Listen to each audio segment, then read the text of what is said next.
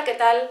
Me llamo Rebeca Palacios, te doy la bienvenida a mi biblioteca educativa virtual y en el vídeo de hoy quiero compartir contigo todas las reflexiones que me ha sugerido la lectura de esta obra, Más Platón y menos Prozac, de Lou Marinov.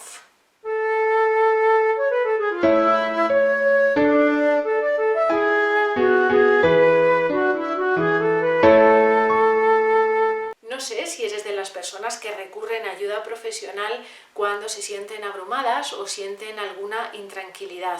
Yo, desde luego, me considero absolutamente defensora de recurrir a ayuda externa cuando sea necesario. Esta obra, ¿qué nos plantea? Pues que frente a esos dilemas humanos y existenciales que experimentamos las personas a lo largo de toda nuestra vida, no solo en la adolescencia, muchas veces necesitamos recurrir a ayuda psicológica, ayuda psiquiátrica, hay quien recurre a guías espirituales, se ampara en su religión y lo que nos propone Lou Marinov en esta obra es contemplar una nueva opción que consiste en el acompañamiento filosófico. El asesoramiento filosófico nace en la década de los 80 en Alemania y desde entonces se ha ido extendiendo paulatinamente por el resto del mundo. Una opción terapéutica que era absolutamente desconocida para mí y que tras la lectura de esta obra me ha permitido maquinar, idear actividades y distintas fórmulas para introducir la filosofía en los grupos de adolescentes con los que trabajo. ¿Quién no se ha preguntado en algún momento de su vida cuestiones existenciales como qué es el bien o qué es el mal, qué hago yo aquí o qué significa tener una buena vida? Lou Marinov nos indica que no son preguntas sencillas y que las respuestas tampoco lo son. Lo que tenemos a nuestro favor es todo un bagaje de conocimientos filosóficos, un recopilatorio maravilloso de pensamientos y de sentimientos históricos que los tenemos a nuestro alcance y que podemos poner al servicio de la educación. Porque nos dice que toda persona tenemos una filosofía de vida. Lo que pasa es que a veces las circunstancias no nos permiten pararnos y preguntarnos o cuestionarnos cuál es y si existe coherencia o no entre lo que pensamos, lo que sentimos y lo que realmente hacemos. Llevado a nuestro terreno, que es el terreno educativo, llevado a mi campo, que es el del acompañamiento a adolescentes de manera personalizada, individualizada, además de acompañar a sus familias, me gusta este planteamiento porque nos permite crear ese espacio de intimidad, de seguridad, de confianza, ese espacio exclusivo en el que podamos intercambiar pareceres y podamos proyectar la vida de los y las adolescentes con las que trabajemos en el espacio y en el tiempo. Se trata de brindar ese momento de escucha activa para poder no reconducir, porque al final las decisiones no debemos tomarlas las personas que acompañamos en estos procesos, pero sí de orientar o de invitar a esa reflexión y a promover la actitud crítica necesaria para que la persona adolescente, en este caso, tome las decisiones más coherentes que respondan a sus necesidades y a sus sentimientos a cada momento.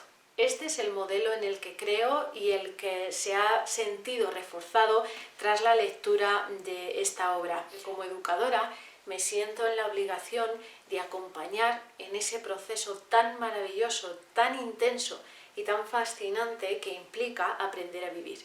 Hay un apartado titulado Empatía sí, pericia no, que dice lo siguiente: un buen o buena terapeuta, sea de la clase que sea, ofrecerá simpatía, empatía y apoyo moral. Algo tan sencillo como el diálogo con una persona afectuosa actúa como un bálsamo en muchos casos. No se necesita pericia para ser un buen o buena consejera. La pericia ni siquiera es necesaria. Es mucho más importante la capacidad de escuchar, de empatizar, de comprender lo que está diciendo la otra persona, de plantear nuevos puntos de vista y de ofrecer soluciones o esperanza. La respuesta de una persona a la terapia depende en gran parte del estilo del o la terapeuta. La clase de persona con la que hará hará progresos en una terapia será aquella que le inspire confianza, cuyas opiniones le atraigan y que conozca ejemplos que para él o ella tengan sentido.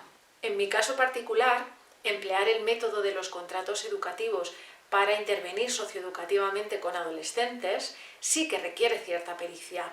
Requiere conocer propiamente el método y llevarlo a la práctica, y cuanto más practicas, lógicamente, más fácil te resulta utilizar esta herramienta y más versátil puede llegar a ser. Pero sin lugar a dudas, esta herramienta no tendría ningún valor si la persona que realiza el contrato, la persona adulta que realiza ese contrato con ese o esa adolescente, no dispusiese de las habilidades socioafectivas básicas y necesarias para guiar ese proceso de intervención socioeducativa. Qué importante y necesaria, en definitiva, es la escucha activa, la empatía, el cariño, también el sentido del humor. Introduzcamos el humor en nuestras intervenciones socioeducativas con adolescentes, pero sobre todo demostrar, la base de todo está en demostrar que estás ahí por y para la persona adolescente.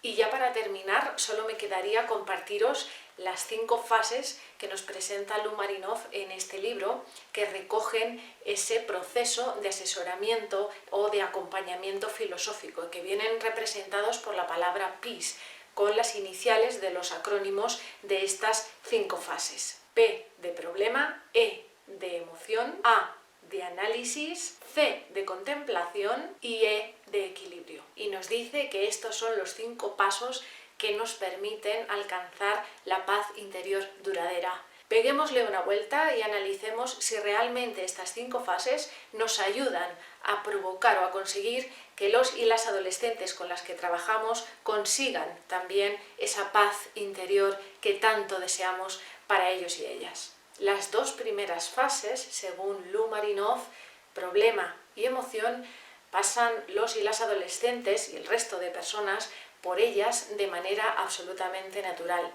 Todo el mundo nos encontramos con situaciones difíciles que podríamos llegar a considerar problemas y sentimos frente a esas circunstancias. Nadie tiene que aprender a sentir emociones. Cada acción provoca una emoción. Otra cosa es que los y las adolescentes se encuentren en el momento de poder identificar y de poder gestionar esas emociones. Eso también sería otro tema, y esa capacidad de identificación y de gestión sí que se puede aprender y de hecho debe practicarse en los centros educativos, debe enseñarse y debe favorecerse ese aprendizaje. Las 2 fases siguientes, la de análisis y contemplación, hacen referencia a las fases naturales de evolución de ese problema, de esa situación difícil. Hay muchas personas que tienen la capacidad de avanzar y de evolucionar de manera totalmente independiente y autónoma. Sin embargo, y lo comentábamos al principio, muchas personas recurrimos a ayuda externa que nos puede llegar a facilitar o allanar ese camino, o simplemente porque nos interesa recibir esas opiniones externas para abrir el campo de reflexión y abrir las posibilidades que ese problema quizá nos plantee y que de manera autónoma no seamos capaces de ver en primera persona. Y por último, la 5ª fase, la del equilibrio, es la que, según el autor, nos sitúa en la esfera filosófica, porque es la que nos permite interiorizar los aprendizajes adquiridos y aplicarlos en un futuro a medida que seguimos creciendo y seguimos encontrándonos con otros problemas similares o totalmente opuestos, pero que implican ese proceso ya recorrido con anterioridad. Y con esto me gustaría terminar esta primera parte de análisis de esta obra Más Platón y menos Prozac de Lou Marinoff. Me gustaría profundizar en la segunda parte en un vídeo independiente, porque podemos abordar el tema de la muerte, del duelo y de las pérdidas, una temática muy distinta a la que hemos abordado hoy aquí. Así que te invito a suscribirte a mi canal si no lo has hecho ya y a darle al like si te gustó el contenido de este vídeo. Nos vemos pronto. Chao.